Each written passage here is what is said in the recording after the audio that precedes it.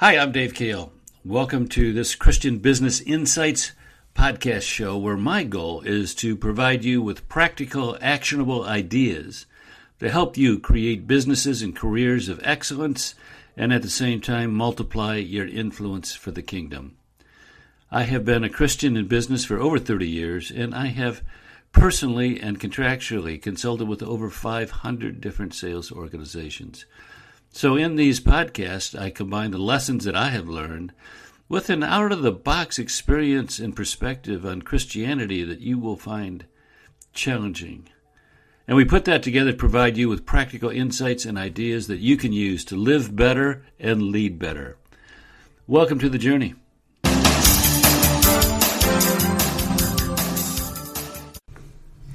Hi, this is Dave.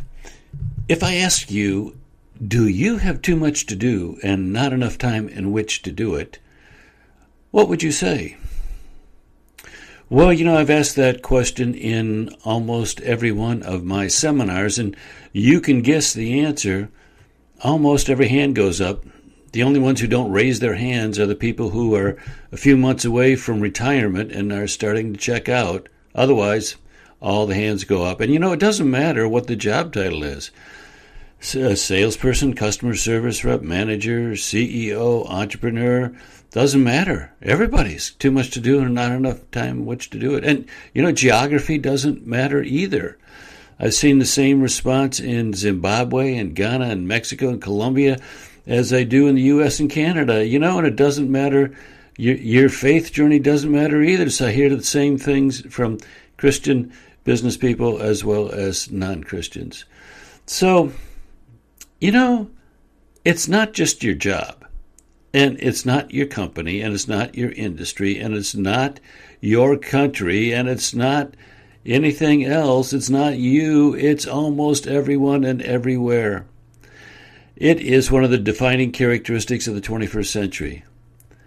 And because of the pace of change and the proliferation of media and the speed of communications technology, almost everyone is overwhelmed, stressed, and distracted.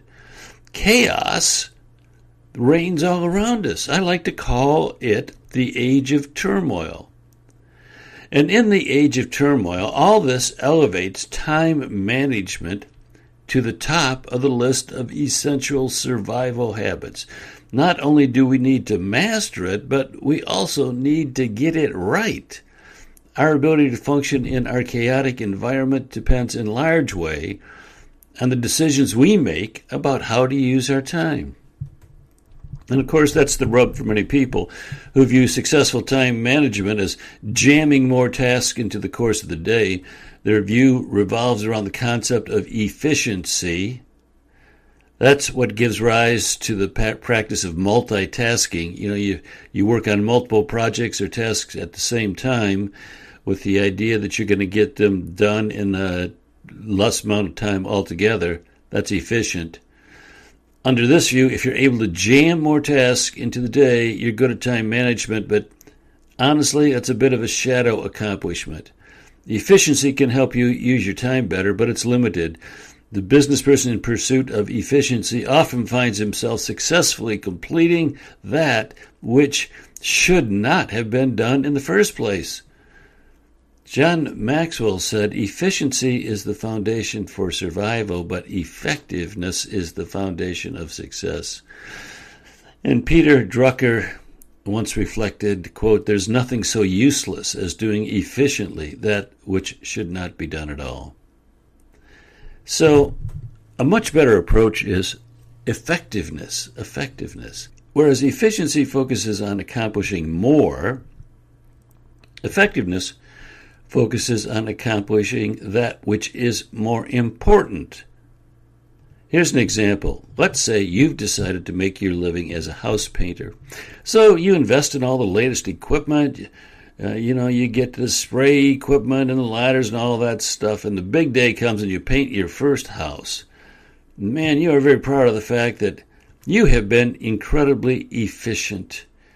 It took you 35 hours to paint the house, and most painters would have taken 50.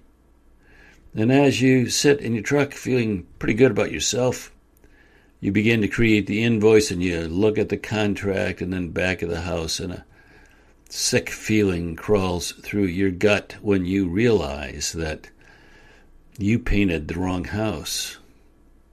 You see, you were incredibly efficient and horribly ineffective. So let's focus on effective. What does it mean to be more effective? And the specific applications vary from time to time and situation to situation. Effectiveness is relative to the other things you could do. For example, what might be the most effective thing to do on Monday may not rank that high on Tuesday. However, there are some general guidelines. Effectiveness speaks to the importance of the task. Something is important because it supports your higher values and or moves you closer to your goals. These two issues can be easily translated into criteria to judge and rank every task.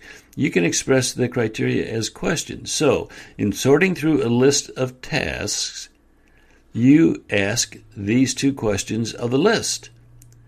Which of these items most supports my core values, and which of these items moves me closer to attaining my goals? And so if you ask that of a long list of things, the answer is going to bubble up one or two things that are most effective. And as you can see, before you can determine that something is effective, you must have done some prior work. You can't, for example, determine if some task brings you closer to your goals if you have no goals. So that's one of the reasons I recommend a system of creating goals that includes annual goals, monthly increments, weekly and daily priority lists. And you can dig deeper into that into a couple of my other podcasts and blog posts. But the same is true for core values. You can't determine if something supports your core values if you don't know what they are. Taking some dedicated time to identify that which is most important to you is a valuable use of time. It's always wise to create a written statement that articulates your core values.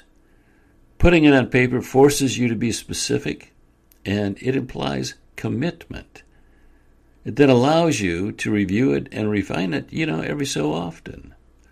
With these two pieces in place, a set of goals and a written set of values, your values, you will be able to move from efficiency to effectiveness and turn chaos into control.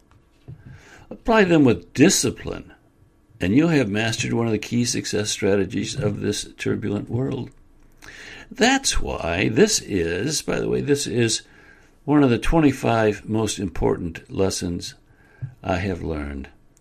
One of my clients came to me a number of years ago and said, "Dave, why don't you create a list of the 20 most important lessons you've learned?" And I did. It turned out to be 25, not 20. And this is one of them.